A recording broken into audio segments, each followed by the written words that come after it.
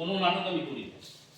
আমি তোমার বাবাকে কিছু কথা বলবো, সেই কথাগুলো তুমি শুনবে। আমি শুধু শুনবো, কিছু বলতে পারবো না? হ্যাঁ, বলবে। যদি তোমার কিছু বলার থাকে, অবশ্য সব কিছু শোনার পরে।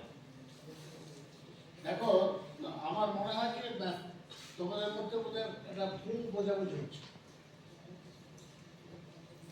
আচ্ছা, আমি বুঝতে পারছি না একটা কথা, সেটা হচ্ছে যে তুমি আমাকে যে কথা বলবে সেটা পাঞ্চালিকেও শুনতে হবে কেন? দেখুন, পাঞ্চালি আপাতত আপনার কাছেই থাকবে। আমার কাছে থাকবে? হ্যাঁ, আপাতত আপনার কাছেই থাকবে। বাহ, চমৎকার। বেড়াবার নাম করে নিয়ে এসে বলছো এখানেই থাকবে। কেন থাকবো এখানে? এগুলো তুমি আগে বলোনি কেন? আগে বলে তুমি এখানে আসতে। তাই বুঝি? আরে জানো না, ও কি বলতে চাও তো বলতে দে।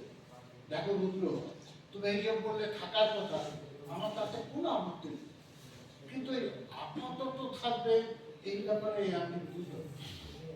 দেখুন, আমাদের বাড়ি থেকে বেশ কিছুদিন ধরেই ওর সঙ্গে মায়ের বনিবনা হচ্ছে। মাঝে মাঝে ও কিছু জিনিস হারিয়ে গেছে, এই সব কিছুর জন্য মাকে দায়ী করে। মাঝে মাঝে মাকে এমন সব অপমানজনক কথা বলছে না, কি বলবো। দেখুন, আমার মা একজন ইংলিশ মিডিয়াম স্কুলের প্রিন্সিপাল ছিলেন, তার তো একটা সম্মান আছে নাকি? শুধু সম্মান বুঝলো, মা ছোট্ট একটা শব্দ, কিন্তু তার মধ্যে মিশে আছে স্নেহ, মায়া, মমতা, ত্যাগ, আরো কত কি। পাঞ্চালি, তুই যদি কোনো অন্যায় করে থাকিস তাহলে ক্ষমা চাও। কি ভুল বলেছি আমি? খারাপ কথা কি বলেছি? জানো না, সবার মা ওর কানে লাগা।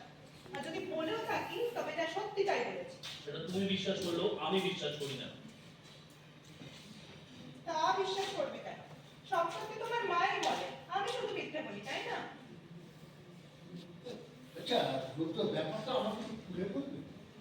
আমার মনে হচ্ছে এই যে বললাম না যে তোমাদের মধ্যে বোধহয় ভুল বোঝাবুঝি হচ্ছে। না, কোনো ভুল বোঝাবুঝি হচ্ছে না। দেখুন, আমি বাবা মা